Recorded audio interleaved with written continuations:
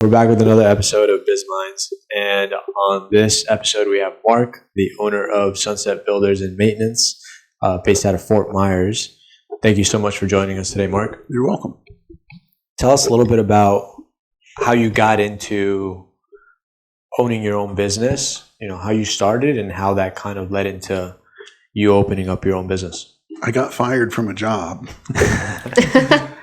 And actually, I've talked to a few other entrepreneurs, and we all have the same concept. We're horrible employees. We're constantly trying to reinvent the wheel, and corporate just doesn't want that wheel reinvented. So I was in construction as a superintendent at the time, and this was back in 2009 and 10. The market was really bad. And I would do a job, I would get laid off. Do another job, I would get laid off. And finally, I'm like, you know what? I've had enough. I'm just going to go out on my own and see what happens. The rest is history. Mm-hmm. Why do you think that is? Do you think that, you said as like business owners are bad employees? Do you think that? Because when you're a business owner, you carry all the liability, right? All the risk, a bunch of headaches, everything. Now you're wearing a lot of hats, right? For the most part. Knowing what you know today, do you think that you can bring value to, let's say, somebody else that's maybe in your industry or wants or in an industry that you want to be in? Do you think you could be somebody that brings a lot of value but isn't the owner and help scale that company? I've actually thought about that question in the past. Business doesn't grow in a linear fashion. It has its shares of peaks and valleys. And sometimes when you're in those valleys, you're like, well, maybe I should just close up shop and go work for somebody else. Obviously, I know a lot about the inner workings of a business and the profit word that nobody likes to really talk about, but it's got to be there. Could I be a good employee? Absolutely. When you run a business, you just inherently learn things that you otherwise wouldn't. And so you can look out for expenses that would hit the bottom line as opposed to another superintendent or project manager that might not have a clue about those things. Mm-hmm. Right. And okay, so you got into, when did you open Sunset Builders? Around what year? 2010, we were licensed and insured January. 2010 in Fort Myers, right? Correct. My license is statewide. I can work anywhere I want, but we've always focused on Sanibel Island primarily, and that area just off of the island. What do you, in your opinion, what do you think are some hurdles that people can avoid it being in your industry as an owner? If you have a chance to spend $5 for something or $10 for something, spend the $10. It's going to pay you dividends. Insurances, courses, training courses. Mm-hmm. If you get a chance to take any kind of training course, take it. It's money well invested. Kids these days have no trouble whatsoever going into debt, $10,000, $15,000, $20,000 for a 4-year college degree that maybe they will or won't use, but they won't spend $50 on a book that will directly relate to what they're trying to do. So my big advice would be, if you can spend 10, spend 10 as opposed to 5. You'll get your money's worth out of it. Do you believe in, did you go to college? I did. I have a bachelor's degree from the University of Kentucky in psychology. In psychology? Mm-hmm. So very different than what you're doing right now. You would think that, but I spend a great deal of time analyzing people. Yeah. I think psychology is a big thing in business, Yeah. Especially when you have a big team. As a business owner, you find yourself talking to a myriad of different people from every section of life. I've got laborers on my staff that may not have made it through high school, and I speak to other business owners that could be Fortune 500 business owner, and even customers. You never know where the customers come from these days. So you kind of have to be able to read the room pretty well and be prepared for whatever comes your way. If you have a 15-year-old, right, that comes up to you and says, hey, I want to be successful financially, what do you tell them? Go listen to Dave Ramsey. And don't open a business. It's what would I tell somebody that wanted to, 15 years old? 15-year-old might be on the too early side for that. I would rather talk to somebody that's in their 30s and 40s maybe. Get a couple of scars under your belt, bruise your knees up a few times, and get really hungry.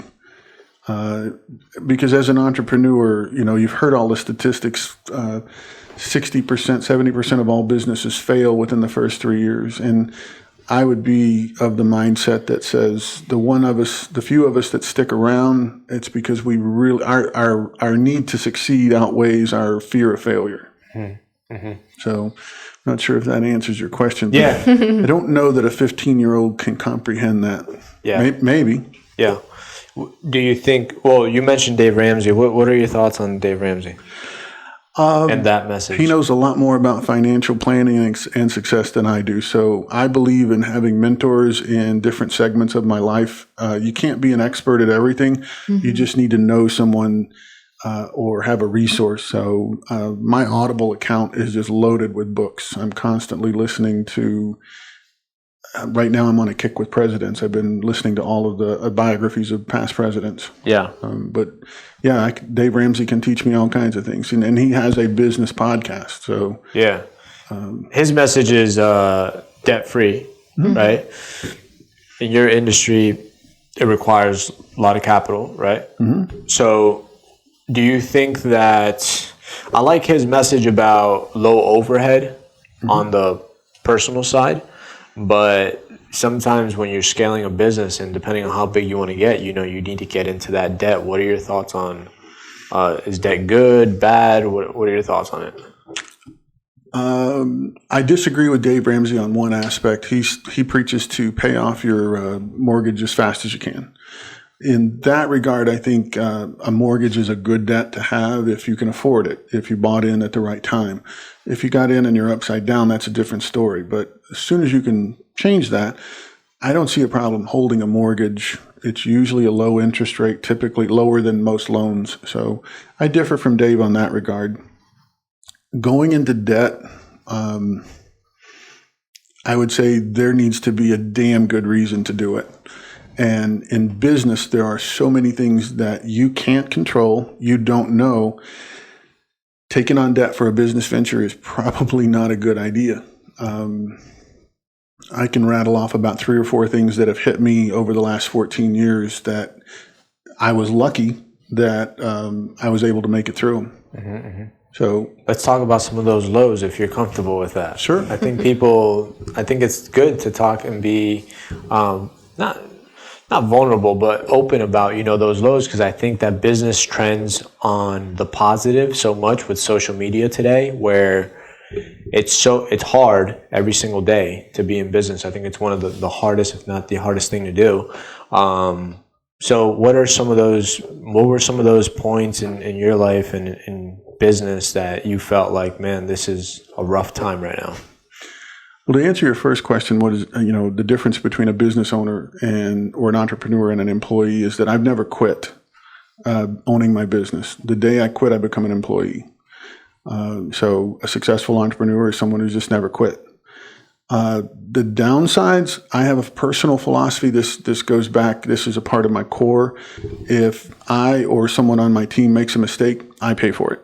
I fix it. As a contractor, the market is flooded with guys out there that don't honor their word, and I'm not that guy. So one of my, I think we'd only been in business for about 4 or 5 years. We installed a floor for a customer. It was a tile floor, and I did it wrong, and it had some gaps in it. The customer was a little old lady from Texas. I always joke about she wasn't. She lived right here in Naples, as a matter of fact, and she shuffled her feet because she was an older woman.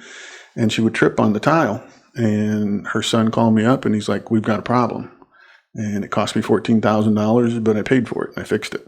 So that was it's like, yeah. Those are the hits that are unexpected, right? And they happen. The bigger you grow, the more. We have over 29 employees out in the field and in the office now, so they're all independent thinkers. You can't have them run every decision past you, or else you would never get anything done. So you have to put people and managers and supervisors in place to make decisions, and you hope that they understand your culture and your mindset, but mistakes still happen. And the more you grow, the bigger the mistakes happen sometimes, the more often or the more frequent they happen, I guess. Right. But I still pay for them. Right. I was thinking, how can you, so for your industry, because there's different businesses, right? And some businesses need more capital than others. How can you grow a construction business without a lot of capital? And if you had the capital, why would you use it?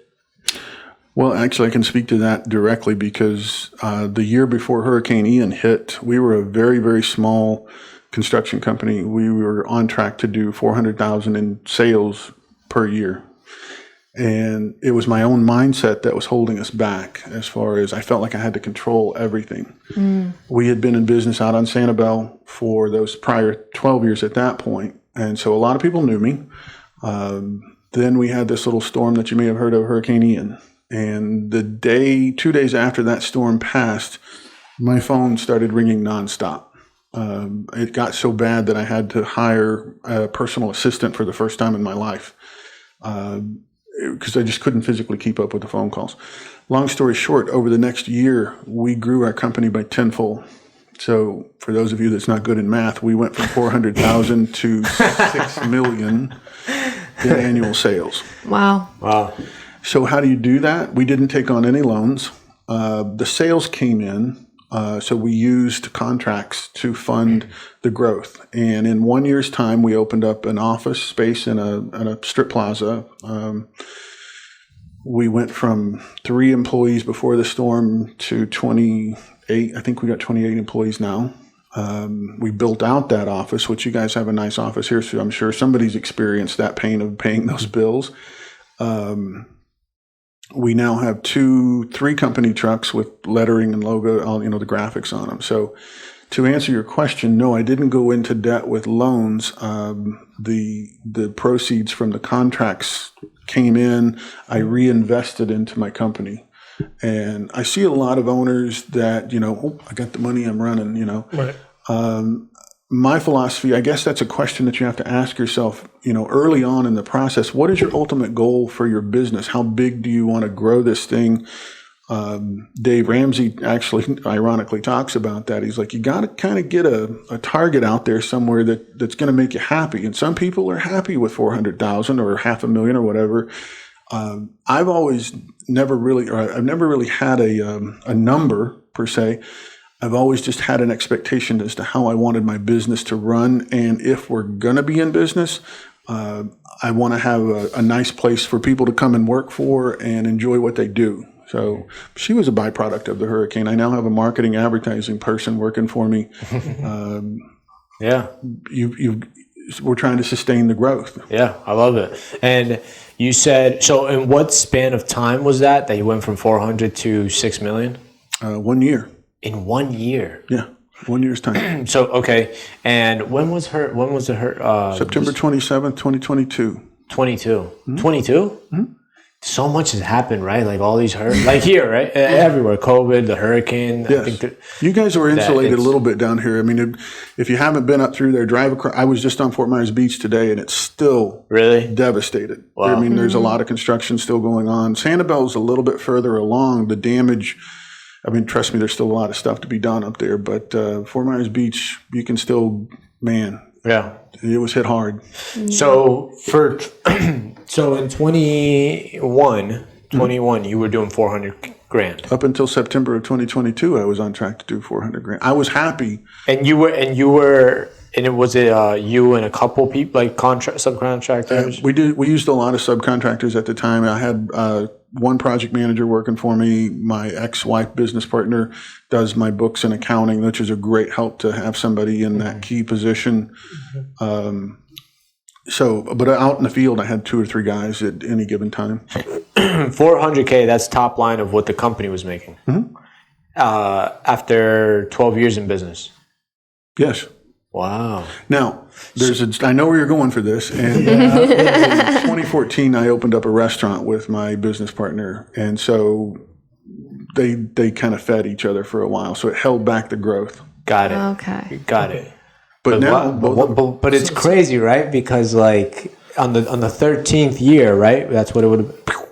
So I like this message, right? Because it shows, and I know that you opened up another the restaurant, right? Mm-hmm. But it just goes to show how long it can take in business for things to kind of fall into place, right? For some businesses. So if you're thinking about time, if that thought nags at you, you're doing the wrong thing. Mm-hmm. I go to work every day because I'm excited about solving. How can I do this better? How can I tell people all the time, my brain's like a squirrel on crack. It just never stops spinning. It never stops looking for the next thing. What can I do? So the reason we opened up a restaurant is because my ex-wife she's my business partner. It's kind of awkward to say one or the other, but we are both type A personalities and we both clash.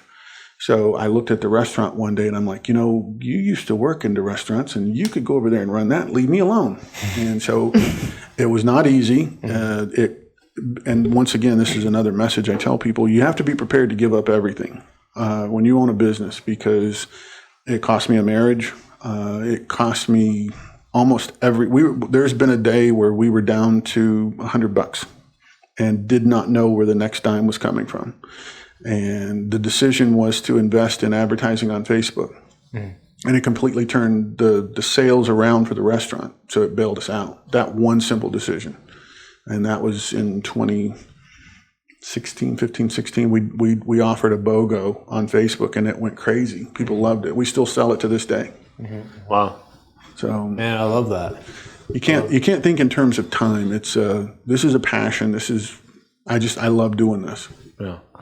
So for all the kids in their 20s that want to go into business and make $1 million the next month and rest all day, that's not realistic. Well, I mean, it can happen, I guess, but that's those are the outlier set of data. I would guess. I had no idea I was going to make 6 figures or 7 figures in 2023. I did. Who knew that the hurricane? You have to be prepared to be successful, and so we had a business. We had been on Sanibel.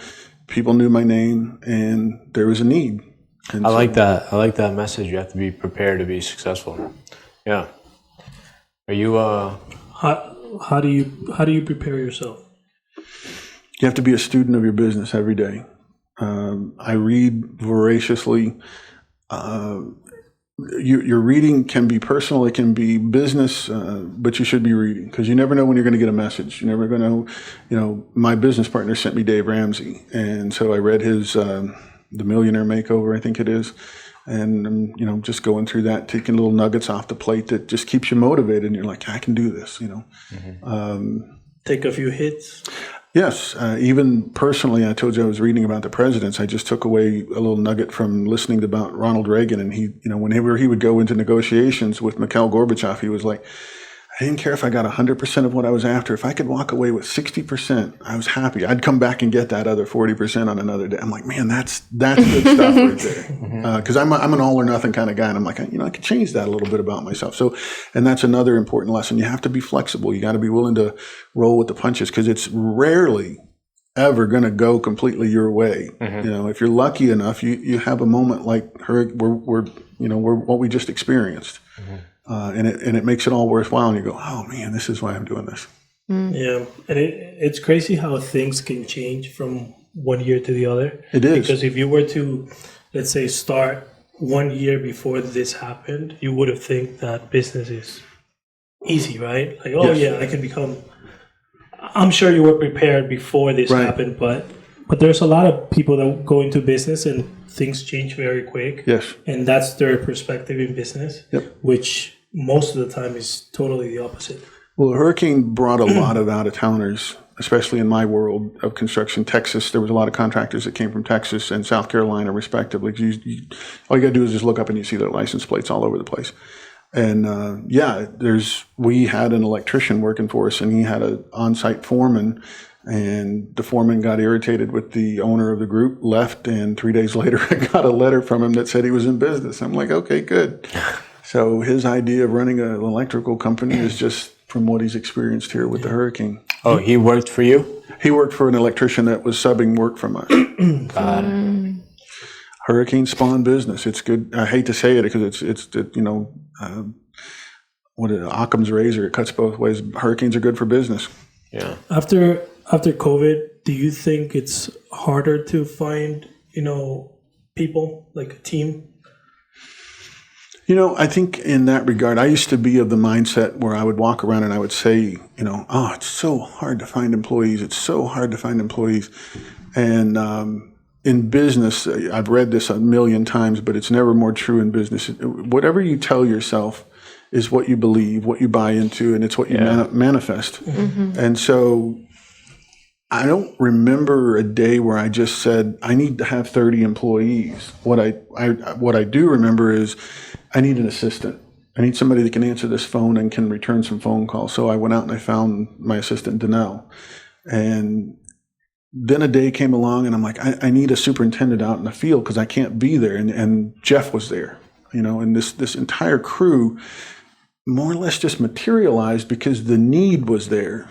Mm-hmm. And when the need becomes so strong and so demanding that you just can't do all of the parts of the puzzle anymore, you'll find those people. Mm-hmm. Because it's you create this laser that goes out of your head, and you're like, I must find a salesperson. You have to delegate. And you'll find them. Yeah.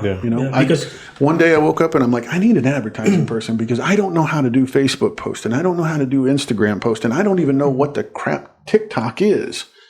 But people are telling me that I can get business from those platforms. So I start looking around, and the next thing I know, and this is what happened, I started talking to people. My neighbor, of all things, runs the community kitchen up in Fort Myers, and I told her, I said, man, if you know somebody that's into marketing, and she didn't respond right away, but a couple of days later, she's like, I think I know someone for you. And so you start projecting out what you want, what you need, and they'll be there. Mm-hmm. It's just, so I stopped telling myself, oh, it's so hard to hire people. They're there. You just got to want them. Yeah. Was it hard to delegate for you? It really was, because I'm a control nut. I grew up on a farm in eastern Kentucky. I spent when I was 17, I was in the Army for 4 years and in the National Guard for 4 years. So I am a major, major control nut, and I still am. But I've learned through the hurricane, I thought I was busy before the hurricane. I realized what busy was after the storm went through, and I would go out in the field. Danelle would be in the office, and she would take the phone calls off of my phone, and she would stack them up, and I would come back, and I would have a stack of messages like this, and I'm like, oh my God. So it was baptism by fire. I'm like, okay, I can't do all this. And so you have to let it go. And what I learned is that people want to do good. They're still going to mess up. It happens. But that's where, as an entrepreneur, at a certain point, you become a coach and a teacher, and you have to say, okay, that was a great effort, good start. I see where your brain's going, but next time maybe think about this or try that. And so you're constantly, sharpening the knife, if you will. Yeah. It's pretty crazy the life of a business owner, in the sense of how when you start delegating these hats, you start to go into different roles. Like you said, you start to delegate. Now you have to learn how to lead a team or speak to a team, how to fix situations, because majority of the time, as you keep delegating and growing with the team under you, your role kind of becomes a person that just is putting out the problems or the fires when they get to you. So it's very interesting, kind of the evolution of being in business, and it feels like every step up is something more difficult to handle, right? It's almost like it doesn't get easier ever. Well, you can put the brakes on and just kind of coast, and I would be one to argue if you're coasting, you're going backwards, so you don't want to do that. Yeah. Somebody asked Dave Ramsey to bring him back up again. What is it that he does for his corporation nowadays? And he says he handles, I paraphrased it to the 3 Bs. He deals with big things, broken things, and brand new things. And I woke up after reading that, and I'm like, yep, that's me. I'm constantly fixing the things that my team tries to do, and just steps out of line for some reason or another, or something. It just doesn't work. So, and then there's the brand new concepts. We hope to have a new home building division up within the next 2 years, and I'm trying to develop a division that does government contracting. So, it just never stops. It just constantly keeps spinning out there somewhere. Yeah. Yeah, we spoke to somebody that has restaurants up in Missouri, and with his brother, and they have 1,200 employees under them. Wow. So, but all he does is just look at the numbers. Yep. So like the profit and loss, and that's all. Like his role is just that, and he has really, is not in the daily operations. But how that kind of seems crazy in itself too, right? You have 1,200 people, 15 restaurants, and it's just already a machine that's functioning, working. If you go in there, start barking orders, it kind of will put everybody at a play. Like, who's this guy, right? Because nobody ever sees you. Doesn't that seem kind of wild also? I've got guys that work for me in the field that have probably seen me twice. Yeah. And that's, we're a small company. And that bugs me because I like to meet my staff. I like for them to know who I am so that they understand the culture that we're laying down there. But I can still remember, because it wasn't that many dollars ago, when I would put my tool belt on and work on a job. I've remodeled bathrooms myself. I used to have a lawn care company. I've done a lot of different things, but it wasn't long ago that it was myself that was out there, and my business partner as well. She's a tall blonde lady, and it was kind of funny to watch her out there mowing yards with me and stuff. But that's what we did, because we were both horrible employees. But you don't have to make a whole lot of money to get to the point to where, okay, if I want to grow, then I have to manage. And if I'm going to manage, I've got to have someone else out there doing something. Mm-hmm. And for me, that number was around $200,000 to $300,000 a year. It took me out of the field, and I became an entry level manager of my own business. Mm-hmm. Mm-hmm. I love that. Are you guys? Yeah. No, I wanted to say from 400,000 to 6 million. You said, right, in 1 year. Mm-hmm. That's a lot of moving pieces, right?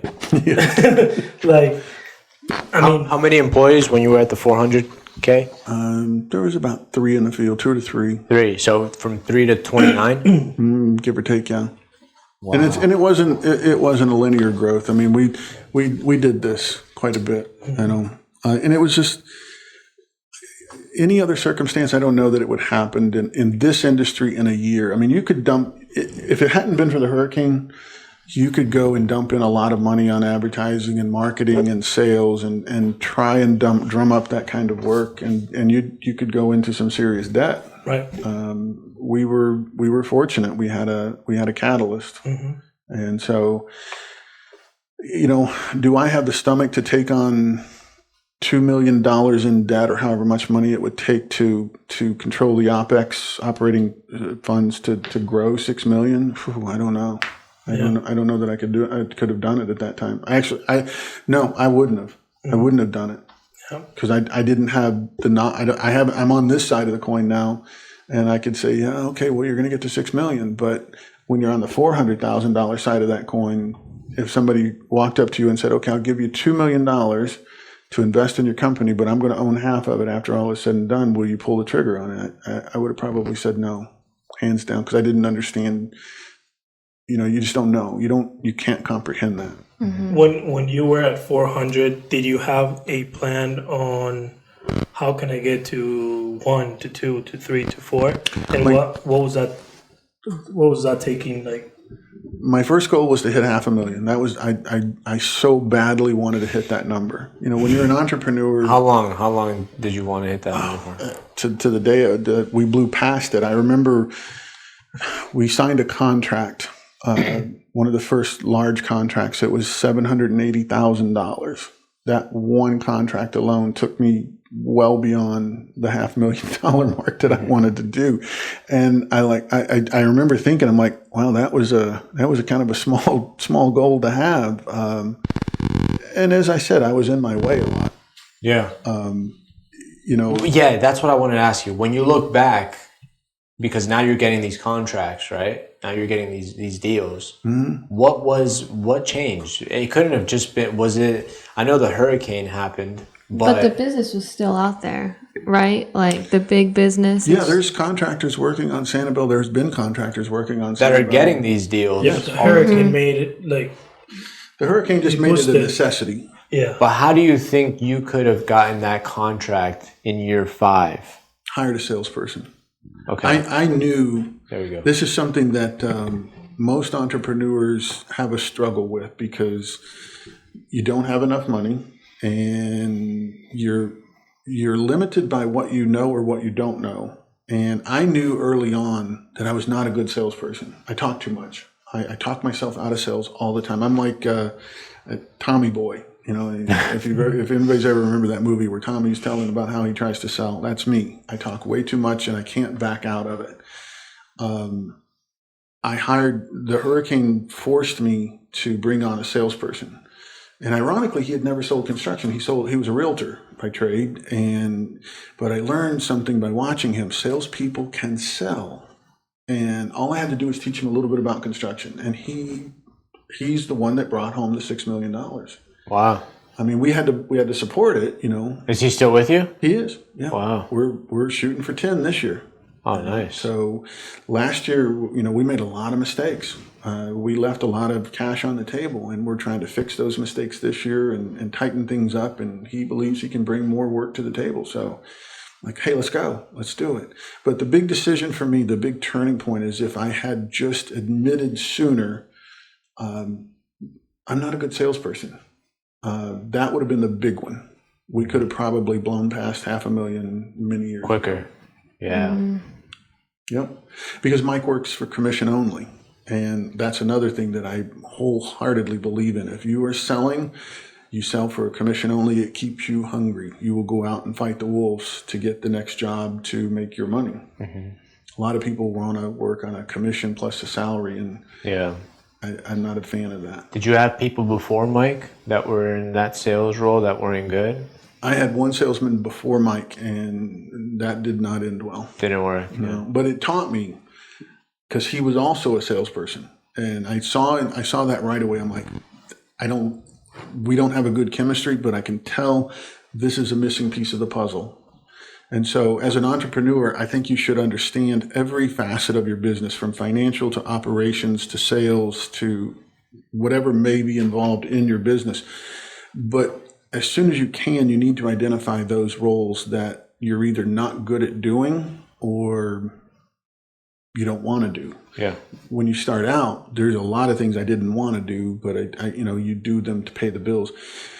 Admitting that I was not good at sales, it should have been something I did a long time ago. What is, for you, how do you define success? Freedom. Being able to wake up each and every day without the fear of financial ruin. Because it doesn't seem that long ago to me, but 2009, 10, my wife and I both at that time, just 2 years before that, we both lost $80,000 a year jobs, and the market completely crumbled. And for the next, I don't know, until it didn't change until just last year. We lived on virtually nothing because the business just didn't take off the way we wanted it. She tried to be a real estate agent for a while, and turns out she doesn't like people that much, which makes it difficult to be a real estate agent.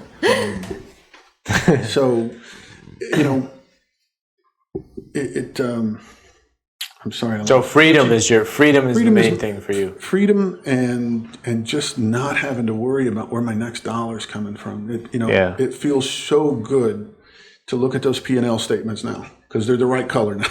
Yeah. How's those taxes look? Whoa. That's the worst one, right? True story. My ex-wife takes care of the books. And she called me up one day and she said, you need to go and spend $200,000 today. I'm like, excuse me? What? She's like, if you don't, you're going to give a large check to Uncle Sam.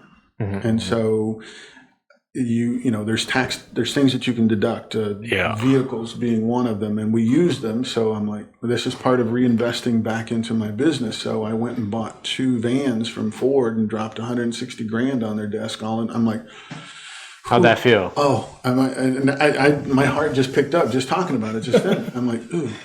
It must feel so weird to have to just blow money. Like you're reinvesting it in the business, but it must almost like all that hard-earned money, you have to spend it or it just goes to the IRS. There's a lot of people in business. Dave Ramsey he also talks about this. Be grateful that you did something to generate those taxes. And I got to tell you, in addition to those trucks, and you guys might be familiar with this, once your business reaches a certain level, you have to start making quarterly tax payments.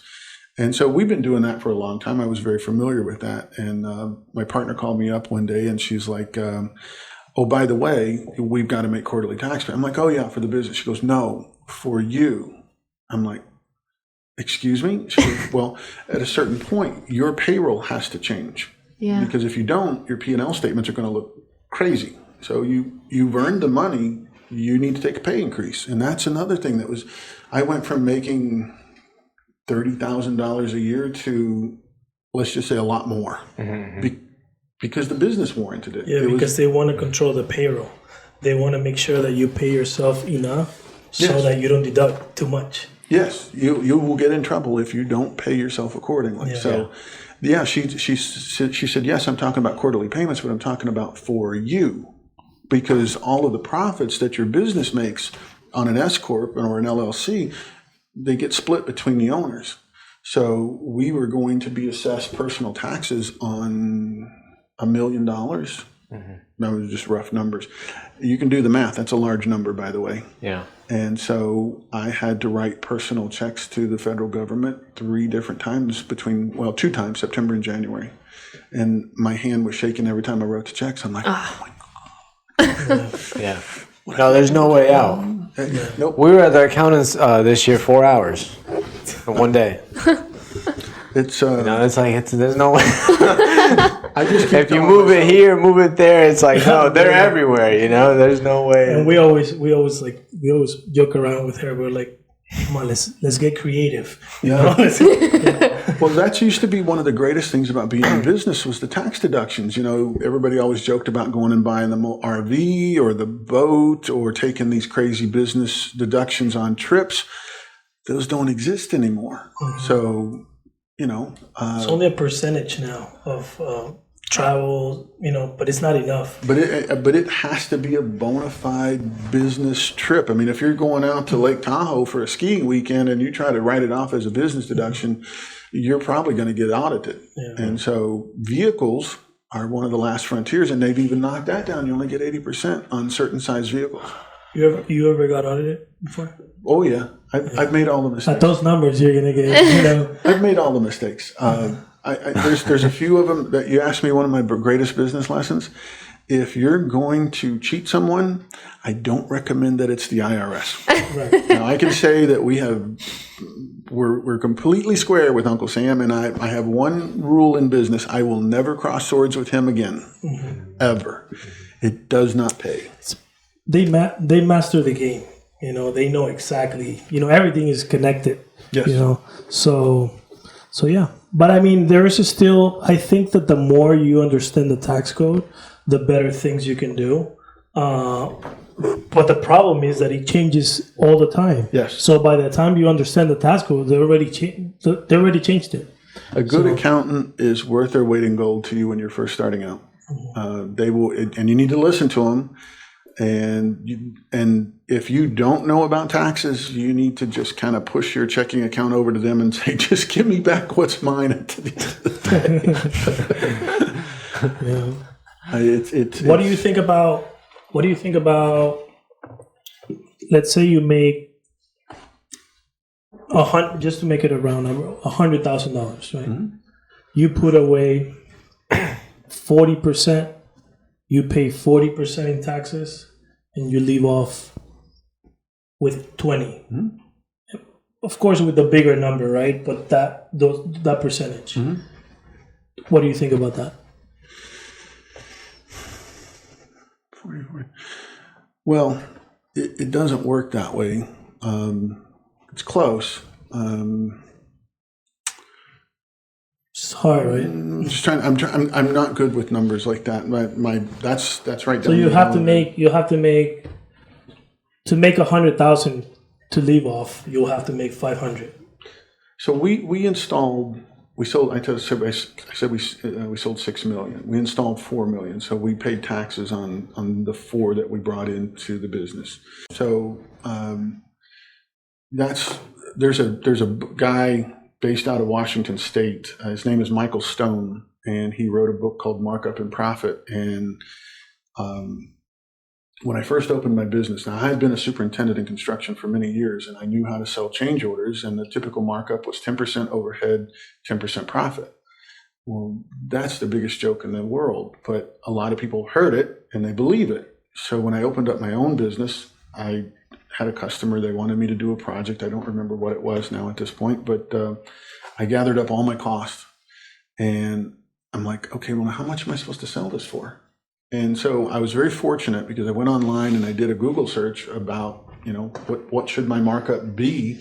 And I found this guy in his book, Michael Stone, Markup and Profit. If you're in construction, I highly recommend it. He's written 3 now, and all of them they're very basic reading, and they're just full of great information.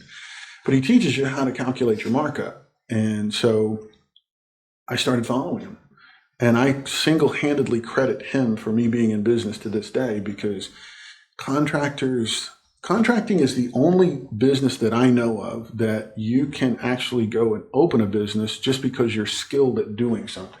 Doctors actually fall into the same problem. They're great doctors. They just don't know how to run a business. Yeah. And A lot of service providers. A lot of them. Like they're really good at the service, really bad at the business side. You have to be a student of both. Yeah. When I first started in construction in my own business, I didn't know how to do a lot of things in the field, so I had to get out there and work with guys. Windows. I got a contract with Home Depot installing windows when we were first open for business, and I thought, man, I just hit gold. No, big problems. But I had to learn how to install windows. Or else your employees will hold you hostage. So if you don't know how to do their job, you're at the restaurant industry is horrible at that. You've got a great cook behind the line, and I know a lot of business owners restaurant owners that have been held hostage by chefs, great chefs. Yeah. And it's a necessary evil. They have to have those chefs, but the chefs don't quite always understand the business behind the numbers. Yeah. And it's a frustrating thing. Right. Shay, you want to do the rapid fire? Okay. All right. We have these rapid fire questions. These are just random fun questions. Okay. This has been fun, by the way. Yeah. Okay. What digital or software tools do you use daily to make your life easier? Buildertrend. What is that? It is a project management software designed for construction. Okay. iPhone or Android? Android. Really? You have an Android? Yes. Do you like the green text better than the blue? I just like the price tag better than that. If you could only eat one thing for the rest of your life, what would it be? Hot dogs with chili and cheese. That makes me think of Sonic. Do you prefer winter or summer? Winter. I used to live in Buffalo, New York, and I'm not from Buffalo, but I used to live up there, and it's a lot of fun. Buffalonians know how to party. What is your favorite holiday? Gosh, 4th of July. Do you prefer to relax at the beach or the pool? Pool. Fifth Avenue or Mercado? Neither. Where would you go? Walmart. If you could only work 2 hours a week, what would you be doing in those 2 hours? Checking the numbers. Well, you recommended a couple things, but what book do you recommend to read? Any that strikes your fancy. There's my dad. This is a funny story I'm probably going to go over. My dad got me to enjoy personal reading by recommending the cowboy book called Shane. And I hated to read because I'd gone to school, and when you're in college, you're just constantly reading. And I'm like, I can't stand to read. And he, just jokingly, he's like, hey, try this book. And I don't know if you know it. Shane's a very thin book. It's a cowboy, good versus evil type thing. And I got so into that book. And then I started reading W.B. Griffin novels and so forth. So the answer to that question is whatever gets you involved in reading is the book you should pick up. And I don't even care if it's a comic magazine, because if you get used to reading, if you can condition your mind to expanding, every time you read a book, you learn something, whether it's fiction or true. And so it's because my dad got me into reading Shane that now I will go and, chew through 27 hours of Ronald Reagan on Audible. I would still read if I could. My vision is not that great. And I spend all day looking at a computer screen. So it's just easier to listen on Audible than, Yeah. Plus, you could speed it up so you can go faster. If you could have lunch with anyone, dead or alive, who would it be? Warren Buffett. What's your favorite restaurant in Naples?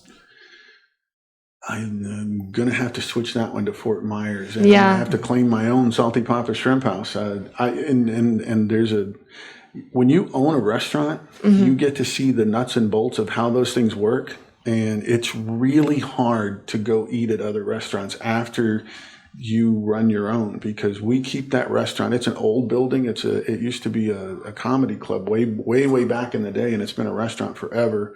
And we work tirelessly. I give kudos to our staff. They work tirelessly to keep it clean and up to snuff and so forth. And you can, if you own one, you walk into a restaurant, you know immediately what sins they're breaking.